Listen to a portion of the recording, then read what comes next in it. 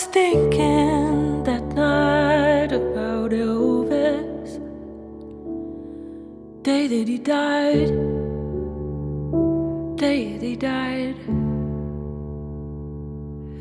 I was thinking that night about Elvis, day that he died, day that he died. Just a country boy that combed his hair and put on a shirt his mother made, and he went on the air and he shook it like a chorus girl,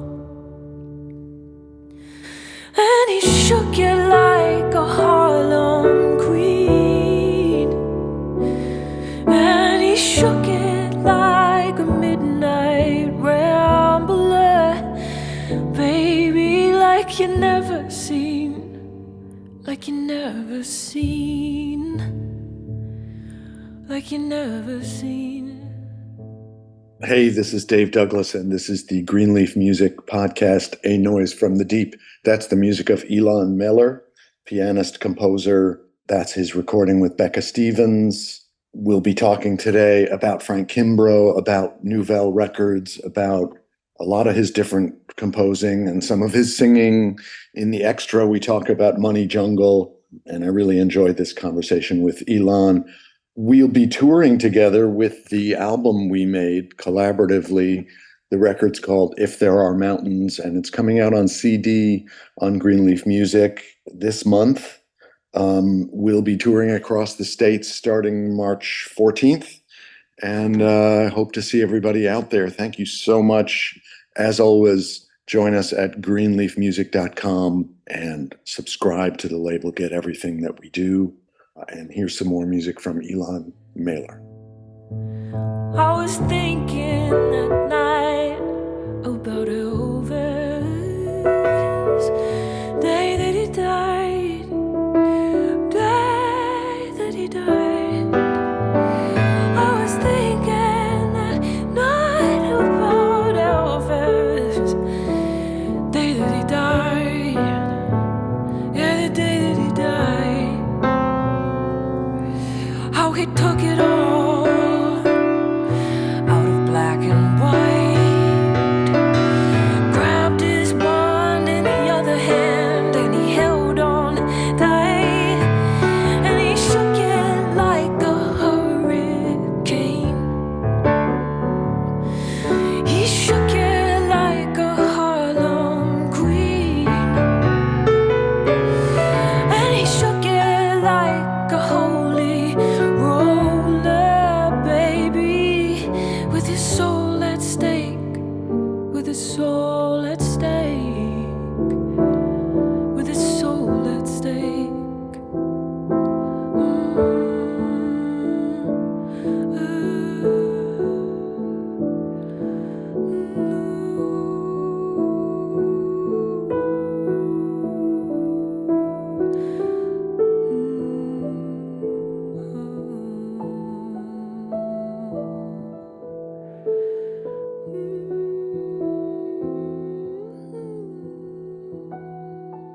Elan, welcome. Thank you so much for joining me. That's a beautiful track with Becca Stevens. How did that come about? I wasn't aware of it.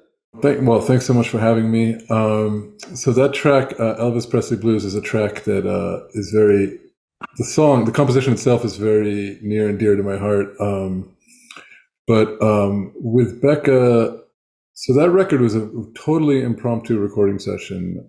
Me and Becca worked together let's see, we did an album in 2009, I think it came out, called The After Suite, and that was my second record that I released, and it was on Brownswood Recordings, which is out of London. It's run by the producer Giles Peterson. So I started working with Becca back then, and then we ended up, we worked together at this hotel. I used to have this I've spoken to you about this before, but I had this residency at this hotel in the middle of nowhere in the Swiss Alps, which was like a godsend for me. And in fact, Giles Peterson, the producer, he heard me playing there. That's how I got signed to Brownswood in the first place. Oh wow! Yeah, and it was a trip of a place because it was like you could. It wasn't like playing hotel music. I could bring a band. I would bring my trio, and I would play for 2 weeks of the trio, and then I'd play 2 weeks solo. They treated me really well, and I spent all my 20s, a big chunk of my 30s doing that. And so when I started working with Becca, I would bring her. We did a couple of weeks there together, a couple of times. Once with Harish Shragavan on bass, and once my trio was with Todd Hedrick and Max Goldman. Anyways, so at the end of every set at this hotel, I would play Elvis Presley blues. And the story there is that I had that song stuck in my head one year when I went camping. I just heard the record, the Gillian Welch record. My sister played it for me, and then I went camping for 3 weeks. And I had that song like relentlessly stuck in my head for this whole time. And then right after that, I was going to Switzerland for this gig. So I wrote down the tune and I started playing it sort of as a closer. And then it's actually the closing song on my first record. And I would play it, and I'd play just months and months and months at this hotel. So I would always play it as the last song. And me and Becca would play it. And every time we played it, we would try to play it differently. And it's got like 3 chords in it. It's this country song, and it's kind of a perfect little tune. So anyways, so flashing forward, me and Becca, we met up to do we were calling them live sessions for Nouvelle Records. And what it works is we would ask people if they wanted to sort of sponsor a session, they would come into the studio. Customers would come into the studios and they would produce the session. But we wouldn't release it. We would just make an acetate for the audience that was there. So there'd be like 3 or 4 people there. We make 3 or 4 copies of the acetate. Wow. We never released the music, and we sort of the Wu-Tang. yeah, it's very, very exclusive, very, very, very much so. And there's just sort of a way for people to like see what the studio experience is like, and to get this very sort of special sort of concert. We cater it. And then Mark sort of gives, Urselli, our engineer, would give sort of a masterclass of how the studio works. So Becca did one of these with us, and I was listening back to it a couple of years later, and I was just like, well, this is a pretty good recording. It's a shame that nobody's heard it. And I reached out to the producers on that. There was a couple of producers. One was Steve Hurwitz was one. And I was like, hey, listen, I kind of want to release this thing that you own. How would you feel about that? And they were really enthusiastic about it. So that's how that record came about. Wow. So they were the producers. They were there. Mm-hmm. You chose that moment to record your famous rendition of Elvis Presley. well, I mean, we were just sort of like, I hadn't played with Becca in years, maybe like 8 years. And it was really like, when we barely got to catch up before we played, and we just sat down and played. So we were just playing tunes that we knew, it was like, what are we didn't plan much in advance. She was playing, I had a feature for her at the Jazz Standard, the night before. So that was just, we recorded the whole record in 2 hours. I mean, it was like it was just like a little jam, but you know how this works. Sometimes there's magic when, happens. Wow. That's great. I don't think I ever, as much as we've played, as much as I've seen you involved with, the artistic direction of Nouvelle, I don't think I ever heard your story about becoming a piano player and composer, and how did you get into it? So yeah, I mean, I started piano when I was I think I was 6. I took my first lessons. I wasn't much. I didn't like knock it out of the park as a kid. I was sort of interested in it, but it wasn't. It didn't really spark me until I was like in high school, freshman year of high school. I had a pretty amazing jazz teacher, Jeff Leonard. Shout out to Jeff Leonard. Where was this? This is in Lexington, Massachusetts, so suburbs of Boston.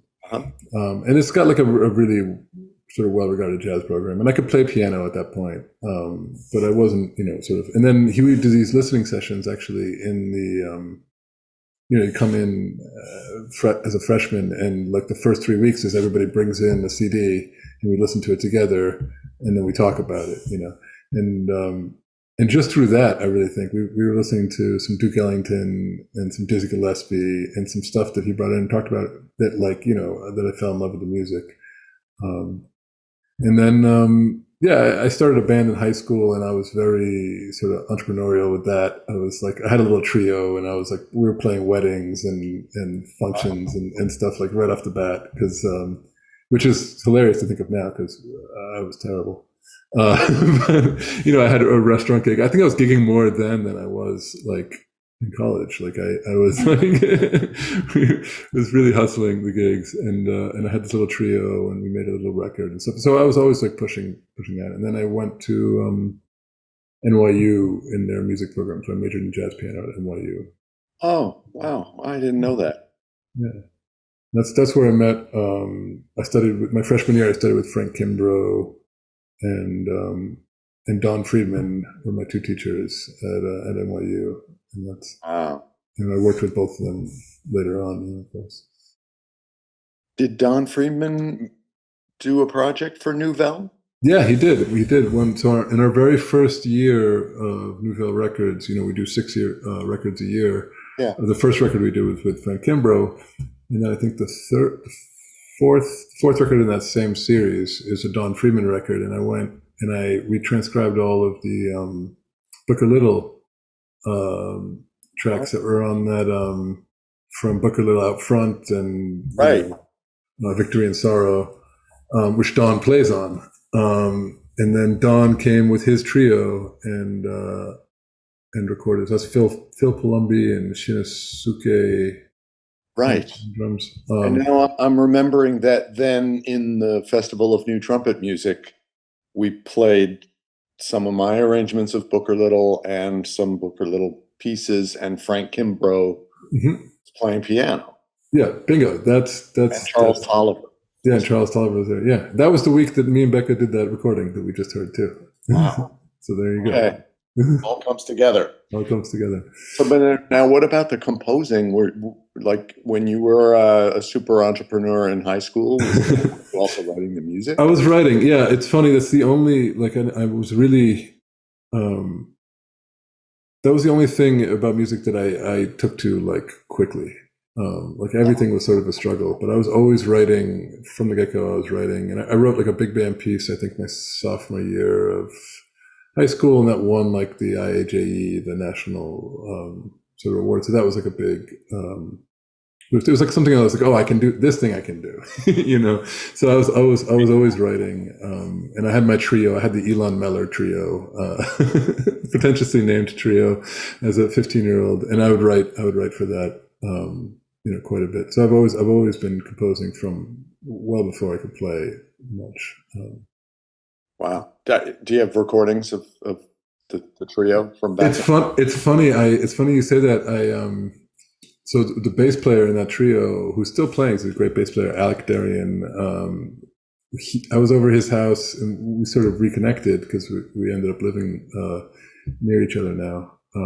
And he pulled out this tape, and it was literally on a cassette from 1995, I guess, or 94 of the three of us playing. Wow. And I was sort of it was amazing to sit and listen to it. It wasn't as bad as I thought it was going to be. I mean, it was bad. I don't want to. It wasn't good. It wasn't as bad as I thought it was going to be. Bad, but in an actual bad way. Yeah. No. That's really funny. So you're going to have to fight the war to keep that off YouTube. Right. If you want to keep it off YouTube. Yeah, I'm sure people are clamoring to hear my. Yeah. Well. I mean, it's when in this band, if there are mountains where we'll be touring a little in the States, it's half your writing and half my writing, and for both of us to have been attacking this new idea of setting haikus. And I feel like we both do it differently, but your pieces are really beautiful. Thank you. It's great. We're gonna later on. I want to play some of that, but first I wanted to play this track that you dedicated to Frank Kimbrough, um, called Murray Park. So let me play a little bit of that, and then we'll chat.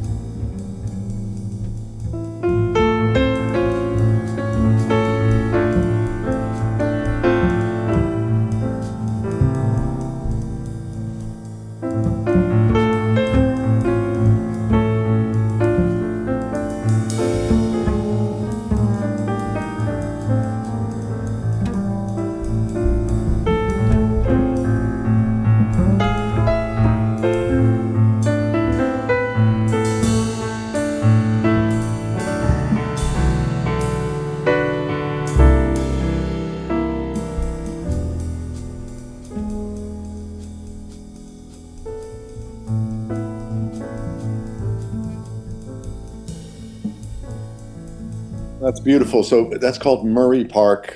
It's with Tony Scher and Francisco Mela, and you said it's a tribute to Frank Kimbrough. Mm-hmm. Yeah. So the record actually is the record came out in November on Nouvelle Records. Actually, the record itself is a tribute to my mother, and then my mother passed away during the pandemic at the end of 2020. Oh, Suddenly, thank you. And then it was about 10 days before Frank Kimbrough passed away suddenly. And me and Frank have stayed in touch since I studied with him, at NYU. It was over 20 years ago. And so when he had passed away, I was sort of waiting to see if someone is going to do, what kind of projects we're going to come from, or if someone's going to do a tribute.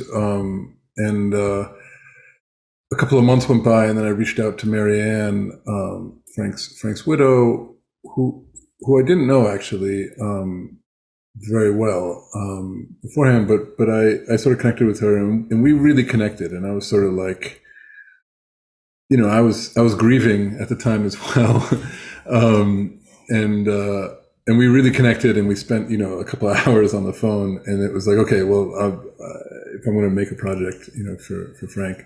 So this is sort of like prefacing not this record, but the record that we made for Frank. So and I think we're going to listen to a track from that as well. But basically, I won't tell the whole story because it'll take too long. But I was collecting Frank's music in order to do this tribute project, and we ended up with like 90 songs of his. And I knew Frank's music before he died, but I hadn't. When I was trying to put together this tribute record, which involved 68 musicians and 61 different tracks recorded, I'm really grateful that you included me. I was proud to be a part of that. I was really grateful that you came. I mean, so many amazing musicians were wanted to pay tribute and wanted to be a part of it. The timing of it was kind of a miracle. So in putting that together, I was really like, and it was part of where my head was at. I really threw myself into like like just the spreadsheet to get 68 musicians. We did it in 3 days. And I was really like playing through Frank's music all day, and then like, like late at night with headphones on the keyboard playing through it, and then being like, oh, we could put this, this band together here and this band together there, like, and it was just very involving. So this song, when I wrote it, the song Murray Park, I wrote it and I was like, oh, that sounds like a Frank, like this is like, I've just been soaking in Frank's music for months. So I was like, there's no way that had to come out. So when it came out, and I named it Murray Park was the name of the park right in front of his house in Queens. And Frank never wrote at the piano. He would always write music sort of going on walks or sitting on this bench in Murray Park. Yeah. So I would think of him doing that. That's where the title comes from. Wow. I've known Frank. I had known him a long time, like from way back in the day. And I used to see him at Juilliard sometimes, but I didn't know he was teaching at NYU. So you got exposed to his music, and then I'm just wondering, like, how did you pick the 68 musicians? Because in addition to the record we just heard, there's the project I was involved in was, what was the name of it's just called Kimbrough. Yeah. Yeah. And you miraculously organized all these musicians into groups of 2, 3, 4 to play. And 5, 6, 7, yeah, and bigger groups. I was in relatively small ones, but such a great combination. And with some people I play with all the time, and with some people I had never played with before. And I guess it came about because Nouvelle wanted to honor Frank and allow you to organize this insane cavalcade of creative players. Yeah, I mean, it was really an honor to do it. I mean, first of all the money that we raised from the record went towards a scholarship at Juilliard for Frank's name. So it was, it was all with that in mind. I had some help. I need to give a name check to Matt Steinfeld, who's been assisted me with the organizational aspect of it, so which was huge. In terms of finding musicians, it was really like the timing of it. It was. I don't know if you remember, but this is May of 2021. So this is. Right. It was just like the 3 weeks out from when we had all gotten vaccinated, and it was starting to go away, and Delta hadn't come yet. Right. Remember it well. It was like, okay, here we go. It was the only time it would have worked. And normally, everybody, there's no way to find everybody in the same city, right? Everybody would be on tour. Weren't on the road yet. Yeah. So this is like right in that window when it's the only time it could have happened. And actually, so this trio record that we just heard from my trio with Tony Scher and Francisco Mela, I hadn't played with either of them before that session either. And in fact, I hadn't played with Tony until we went to the studio. But I heard them both. I played with Mela. I knew Mela pretty well, and I played with him on that session. And I heard Tony, and I was like, Tony, have you played with Mela? Have you guys played together? And they were like, no. And I was like, oh, I have an idea. So it also sparked the genesis of this trio with Tony and Mela, and also the way that we went about recording by necessity that record was that we took, we had this huge amount of music. People would come in, we would play one take, maybe 2 takes, and then the next band would come in, Right. And the energy was just so high, and I was like, well, I want to record like that. So when I recorded this trio record that we did with Mela, I wrote some music, and frankly, most of the stuff on the record is stuff I wrote the week before we went to the studio. But I went in with like a stack of my tunes, like 45 songs. And I was like, we're not going to talk about it beforehand. We didn't rehearse. And I played through each song that I wrote. I played it solo piano just one time through. And then I wouldn't give any descriptions of. And I erased all the descriptions on the lead sheets. Mm-hmm. And I was like, so I just wanted to play it one time through with no solo or anything. Yeah. And then we'd cut a take, and then we move on to the next thing. And we just did that for 2 days, And then I just took my favorite stuff and made the record out of it. And again, it was like a lot of this Frank's ethos, like after he passed, that was got into sort of the DNA of my music, I wanted to play a piece by Frank Kimbrough that you recorded for this tribute project. And this time it's with Martin Wind and Francisco Mela. But this is an actual Frank Kimbrough composition called 20 Bars, right? Yep.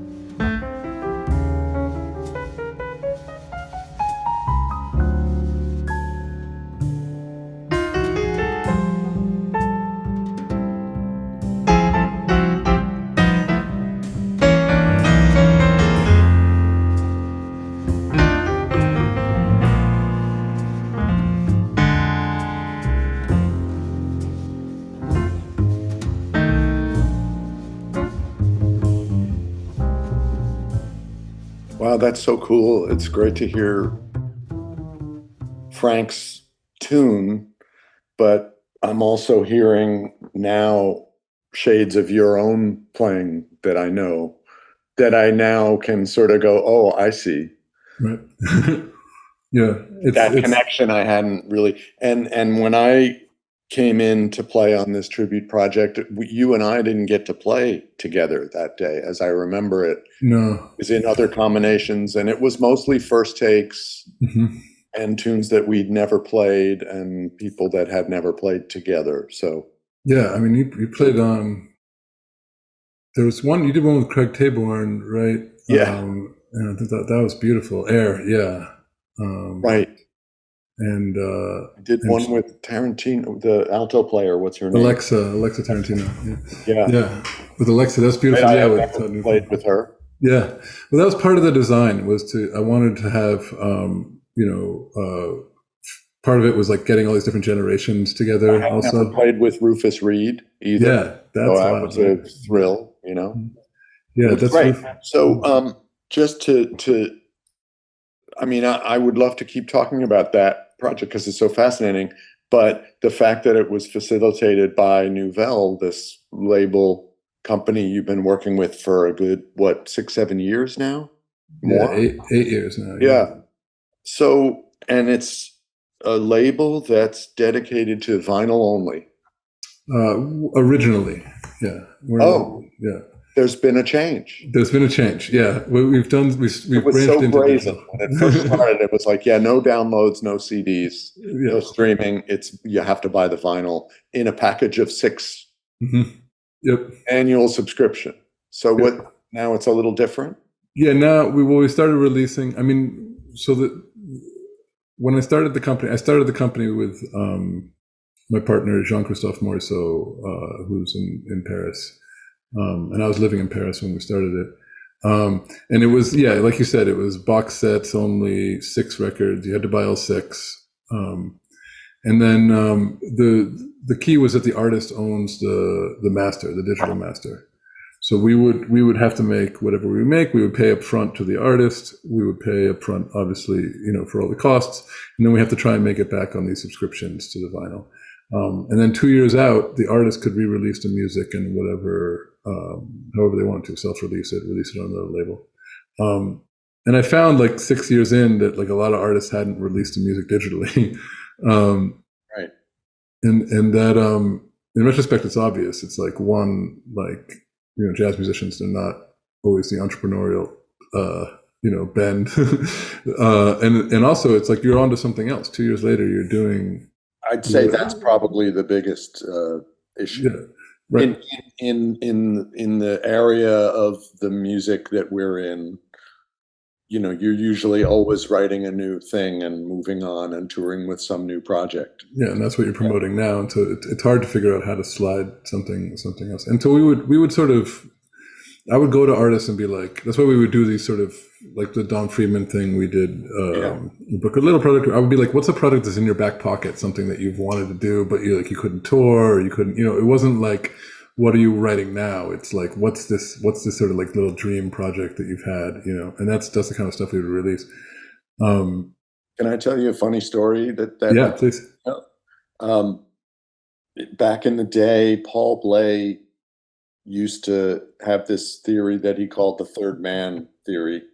And it was, he had, at that time, we had masters on DAT tapes, digital audio, the little tapes that no longer exist. And I said, what's the third man theory? And he said, well, every day someone starts a new jazz label and they all want to record Anthony Braxton and Steve Lacy. Your job is to be the third man. I guess at that time it was only that. But I thought that was funny. And then, but what you said that reminded me of it was asking people, what's a project idea that you sort of have in the back pocket that's on, that you might like enjoy. Right. Yeah. Special. Well, this is too much inside baseball, but the once we did two records with Bill Frisell. We did a duo record with Cooley Harrison and a duo record with Greg Tardy. Yeah. So the answer to that question, whenever I asked anybody, oh, what's a project that that you've had in your back pocket that you always want to do? I was like, well, I've always wanted to play with Bill Frisell. It's like 100% the answer. So true. Like, that's great. Yeah. So, right, Nouvelle and the record that we made together is now outside of that licensing period, and so I love the music and I want more people to hear it, and so we're putting it out on CD on Greenleaf now. There were additional tracks that didn't fit on the vinyl, and so we put them on the CD, and I'm proud to see it come out. I'm proud that we can all play together and be touring it together. Yeah. But it wouldn't have come out. It wouldn't have come about without the involvement of Nouvelle, which is, we keep saying Nouvelle. This is an audio medium, so I'll just spell it. It's Newvelle, which, Elan, I'm sure you get questions about that all the time.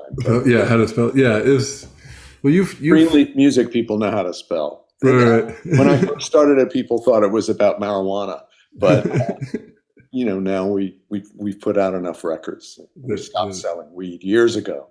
Right. Well, once it became legal, it's like, where's the angle? Where's too much bureaucracy? Yeah.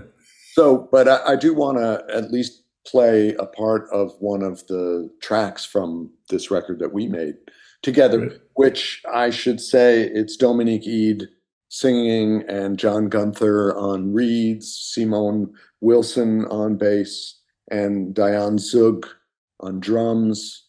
And it's we did some gigs back in the period before we made the recording. Mhm. I think, as with a lot of original vocal music, it took us a minute to get the arrangements to the right spot. And this, listening back to this, is a particular one where I remember it taking a minute. You know, there's so many different moving parts to it. Mhm. It took us a minute to get it together. Yeah, I remember this was, I think I wrote about this in the liner notes. This was the track. We're listening to Even a Nameless Stream. I was really excited to work on this project, but this was, I had some trouble getting started with writing.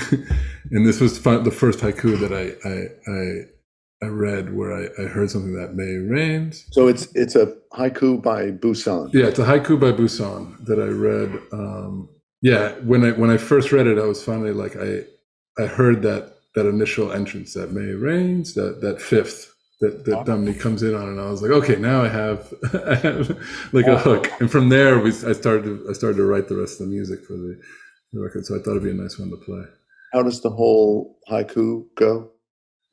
It's May rains, even a nameless stream is a frightening thing.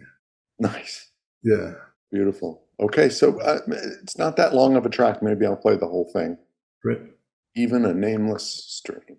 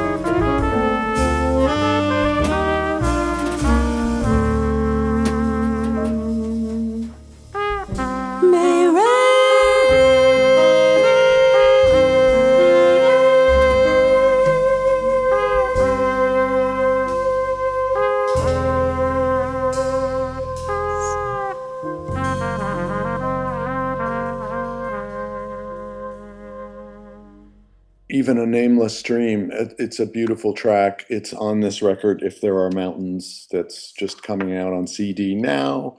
I hope everyone will come and hear us in Denver and Eugene and Chicago and Philadelphia. And it's been a pleasure talking to you, Elan. But Yeah. I have to ask you the big question, which is you used to have, was it an alternate persona? Well, he's still out there. Oh, so TJ. TJ. Yeah. We're going to hear a little bit. Okay. So when I was living in France, I started performing these songs that I was writing at this bar that I practically lived at. It was like right by my house, and my closest friend in Paris was the owner of this place, and so I would late night I would play the piano and bang out tunes. I started writing this music that had lyrics, and there's TJ. So I started performing it with the bartender as the percussionist around France. It's it's songs. It's very Tom Waits kind of inspired, and Screaming Jay Hawkins, that kind of Howlin' Wolf kind of vibe. And I'm writing. Some of the songs are pretty tongue in cheek, and some of them have more.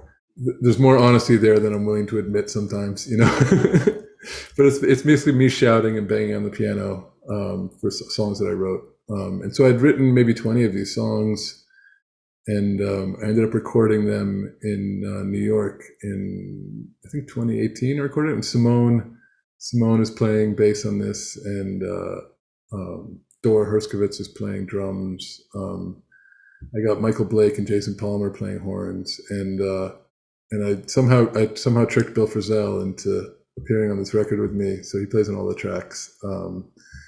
Which was a treat for sure. We'll hear some. Are you going to sing with our band?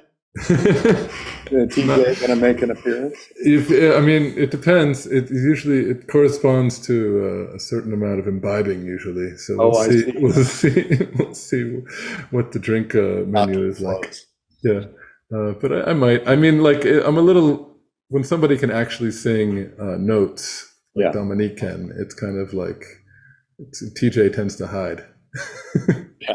Well, it's really fun. So we'll go out with this. Thanks so much for making the time. I'm looking forward to playing. You mentioned Duke Ellington earlier in this conversation, and then we were talking earlier, and you mentioned Money Jungle, the album with Charles Mingus and Max Roach being a huge influence. And so in the extra, we'll talk about that a little bit. But thank you so much. It's been great to hear this music. Looking forward to more. And Elan, it's fantastic. Thank you. Fantastic. Yeah, can't wait to do some playing next week. Well, I'm sharpening my mustache for battle, so I can slit you open with a smile. And I'm perched above the trapdoor of your conscience. I think I'll stay here for a while. And I shine my eyeballs till they gleam in the nighttime, so you can't miss a wink of my disdain. And I followed you through all your dark places. I took naps in the folds of your brain. There's something wicked in the water. Yeah, I got all hands on deck. Go on and call me romantic, but you'll know it's love in retrospect. Oh, I crawl into the toes of your slippers, so you can't ever slip away. And I bought up all your cheap knockoffs, took out loans you can't hope to repay. Well, baby, I'm the face in your morning porridge. You're never gonna finish choking me down. And I don't mean to sound so graphic, but my needs, they make their own sounds.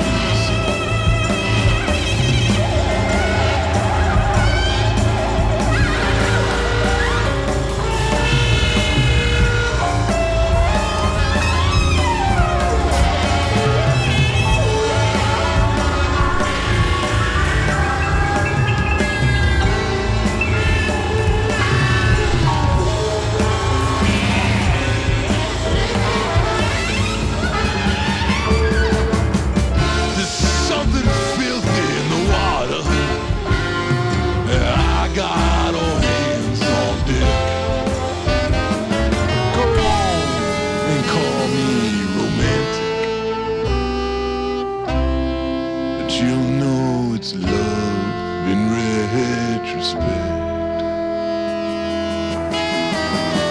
Why ain't you party crashing, Uncle from St. Louis?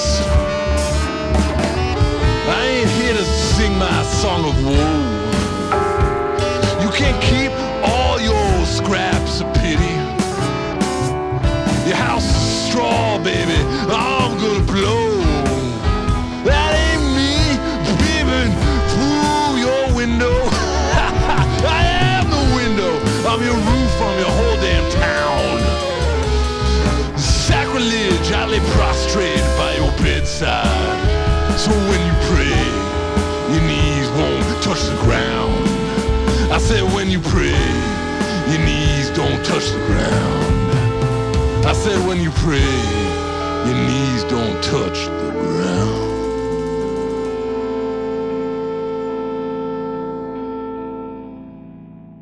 Thanks for listening. This is Dave Douglas. Really appreciate your ears. Come and subscribe to Greenleaf at greenleafmusic.com, and I hope to see you out there at some of these gigs. Thanks.